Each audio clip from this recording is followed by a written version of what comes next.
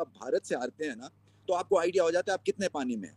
जब हर महीने के बाद भारत हमसे 12 महीने आगे निकलता है, because of the skill work, because उनकी क्रिकेट की game awareness, because of the talent उनके पास जो है डगआउट में है या बेंचेस पे बैठा हुआ है, वो हर 1 महीने के बाद हमसे 6 महीने आगे निकलते हैं। T20 का फाइनल खेला, वो जीत गए।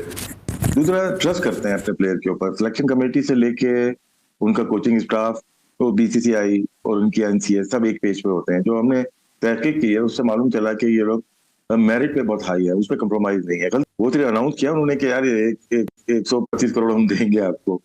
तो ये एक फर्क है, ट्रस्ट और बिलीव अपने प्लेयर्स के ऊपर।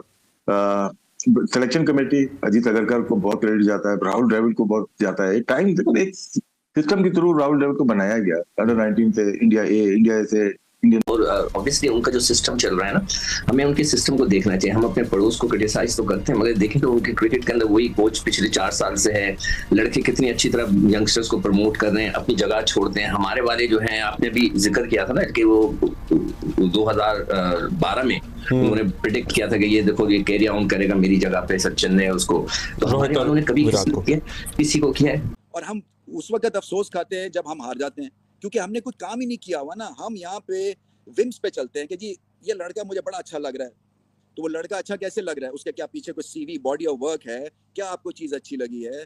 क्या उसमें इंप्रूवमेंट आई है? हमारे बॉलर्स अभी तक हार्ड लेंथ पे बॉल नहीं कर सक रहे हैं। इतनी देर से 100 T20s खेल लिए हुए हैं, फिटनेस के इश्यूज हैं। बीसीसीआई का ख्वाब पूरा हो गया। भारतीय क्रिकेट टीम 11 साल बाद कोई आईसीसी टूर्नामेंट और 17 साल बाद दूसरी मरतबा T20 वर्ल्ड कप जीतने में कामयाब हो गई। दुनिया के बेहतरीन खिलाड़ियों पर मुश्तमिल इंडियन टीम पर तवील अरसे से यह तनकीद होती रही है कि वो दुनिया की सबसे बड़ी क्रिकेट लीग कराने और आईसीसी में असर और रसूख रखने के बावजूद आईसीसी इवेंट में कामयाबी हासिल नहीं कर पाती है। लेकिन रोहित शर्मा की क़यादत में दूसरी मरतबा T20 वर्ल्ड कप खेलने वाली भारतीय क्रिकेट टीम ने सनसनीखेज मुकाबले के बाद जनूबी अफ्रीका को शिकस्त देकर आलमी चैंपियन बनने का एजाज़ हासिल कर लिया। जैसे बुमराह ने काम किया, बुमराह अब मेरे हिसाब से मेरी किताब में तीनों फॉर्मेट के वो लेजेंड है। उनसे बड़ा तीनों फॉर्मेट खेलने वाला बॉलर कोई नहीं। तो आप देख रहे हैं कि एक लड़का कहाँ से उठा है जिसमें कॉन्फिडेंस नहीं था, उसकी ऑकवर्ड बॉलिंग एक्शन है, वो अनफिट रहा, वापस आता है, पूरी तरह से फिट है और आके भारत को वर्ल्ड कप जिता देता है। तो हमारे यहाँ जो ग्रेट्स हैं वो बिल्कुल ही ठिठर के और उनका एक तरह से नीचे चला जाता है ग्राउंड। जय हिंद दोस्तों, नमस्कार दोस्तों। भारत को वर्ल्ड कप जीतता देख रमीज राजा ने अपनी टीम की जमकर धज्जियां उड़ाई हैं। भाई बाबर आजम से लेकर अपने खिलाड़ियों को भारत से सीखने की सलाह दी है।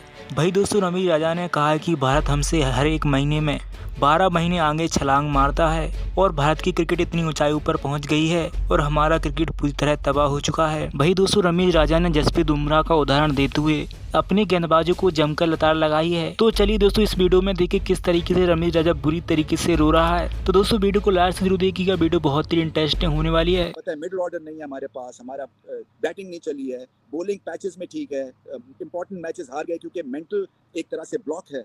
तो ये हमारे सामने है, फिटनेस इश्यूज हैं और कईयों को क्यों जंप करवा के टीम में लेके आ गए हैं, कई जो हैं वो लाइन में खड़े रह गए और बाहर हो गए हैं। सो इस तरह से जब आपको ये फैंस को भी ये मोटी मोटी चीजें पता है तो फिर इसको ठीक क्यों नहीं किया गया? और ये लग रहा था, देखें ये आग तो लग चुकी थी ना। ये बस जब भी मैं और हमेशा मैं ये बात करता हूँ कि जब आप भारत से हारते हैं ना तो आपको आइडिया हो जाता है आप कितने पानी में हैं।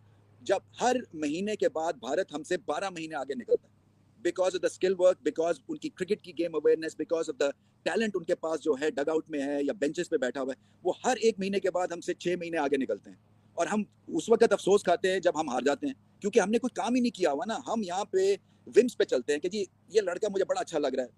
तो वो लड़का अच्छा कैसे लग रहा है? उसके क्या पीछे कोई सीवी बॉडी ऑफ वर्क है? क्या आपको चीज अच्छी लगी है? क्या उसमें इंप्रूवमेंट आई है? हमारे बॉलर्स अभी तक हार्ड लेंथ पे बॉल नहीं कर सक रहे हैं। इतनी देर से 100 T20s खेल लिए हुए हैं, फिटनेस के इश्यूज हैं, फिर एटीट्यूड प्रॉब्लम्स हैं। क्या हमें कोई कुछ ना कहे? तो ऐसे तो नहीं होता है ना। आपको ग्राउंडेड रह के काम करना है, जैसे बुमराह ने काम किया। बुमराह अब मेरे हिसाब से मेरी किताब में तीनों फॉर्मेट के वो लेजेंड है। उनसे बड़ा तीनों फॉर्मेट खेलने वाला बॉलर कोई नहीं।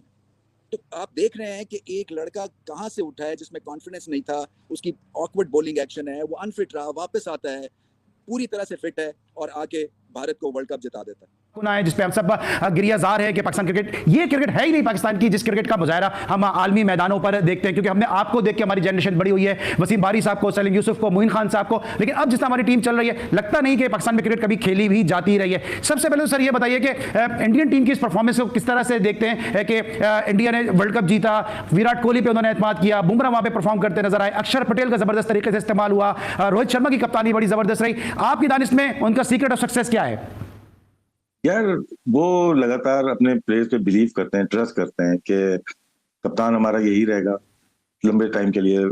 विराट के बाद अगर आए तो रोहित आए ना, तो कप्तानी लंबे अरसे के लिए उन्होंने वनडे का भी फाइनल खेला, टेस्ट चैंपियनशिप का भी फाइनल खेला, हार गए वो, लेकिन अब एक T20 का फाइनल खेला, वो जीत गए।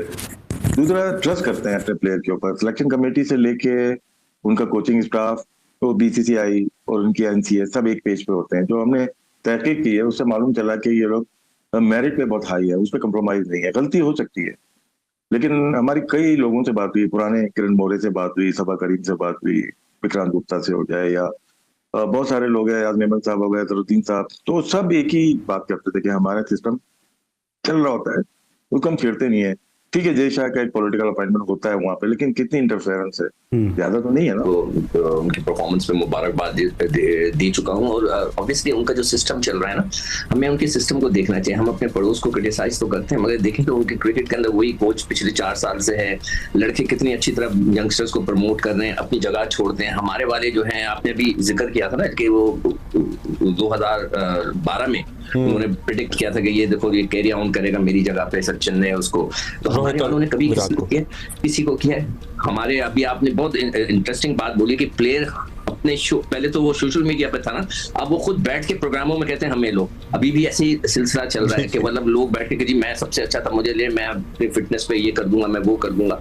तो ये सारी चीजें जो है ना, मैं क्या बोलूं मैं, देखिए हमें एक हमारा सिस्टम बिगड़ा हुआ है। मैं बार बार कह रहा हूँ कि हमारे, मैं करता धरता से कल भी मैंने हाथ जोड़ के रिक्वेस्ट किया, आज फिर कर देता हूं कि जो लोग, जो प्राइम मिनिस्टर हैं या वो जो कैबिनेट है जो ये फैसले करती है क्रिकेट पे, कि खुदा के लिए कोई भी शख्स है, अभी नकवी साहब हैं तो उनको कम से कम 3 साल दें, 3 साल के अंदर इनसे रिजल्ट मांगे। ये ना करें कि अगले साल फिर कोई नया चेहरा आ जाए और फिर कोई गड़बड़ शुरू हो जाए। क्रिकेट खेलते हैं तो फिर इज्जत करवानी चाहिए ना परफॉर्मेंस के थ्रू।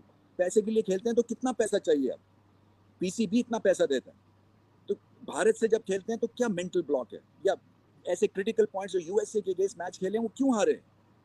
तो ये मतलब मेरा है कि फिर ये इकट्ठे नहीं खेलते हैं तो क्यों नहीं खेलते हैं? इससे बड़ा जब पाकिस्तान का कौमी तराना बजता है, इससे ज्यादा आपको क्या इन्विगरेट करेगा, क्या आपको इकट्ठा करेगा?